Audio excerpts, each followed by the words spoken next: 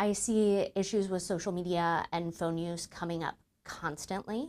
And it's something that I talk with families about on a regular basis. So Psychiatrist the Andrea average American Gainhagen teen is says, spending especially 5 with its hours a increased use. She says the average American teen is spending 5 hours a day on social media. I tell families, just like you wouldn't take your 13-year-old and drop them off someplace that you've never been with people you don't know, leave them there for 5 hours a day and never talk to them about it, we shouldn't be doing that in virtual spaces either. The main two things she sees impacting teens' mental health is access to problematic content. For example, things related to substance abuse, eating disorders, or self harm. The other is comparison that can lead to symptoms of depression and anxiety. While they are things we should be having conversations about, we shouldn't expect teens to navigate them on their own.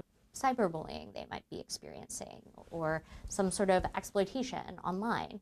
That's another reason I really encourage conversation over too much restriction. Her approach is conversation and access to see what your child is doing. What you want to do is you want to be sure that you're demonstrating to them how to use social media appropriately and healthfully. So we need to be following our own advice and not using excessively. She refers her families to the American Academy of Pediatrics website to set up a family media plan, setting restrictions on when and where social media and phones are used. At the same time, you might have times and places in the real world that phones are a no-go. And I'm really glad to see that schools are stepping up to make sure that we're not having that excessive use interfering in academic concerns, but also as a family, make sure that family meal times or bedtime are times that phones are not around. When phones are interfering with sleep or you're seeing your child spend more time on social media instead of with family and friends, sleeping, or even concerns of anxiety and depression manifesting, bring those concerns up to your pediatrician. While social media use is not all bad, it's all about balance.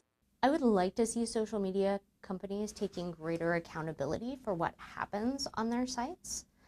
At the same time, ultimately, the answer is going to be having parents and guardians and loved ones that are involved and having ongoing conversations with kids about what they're seeing and doing online.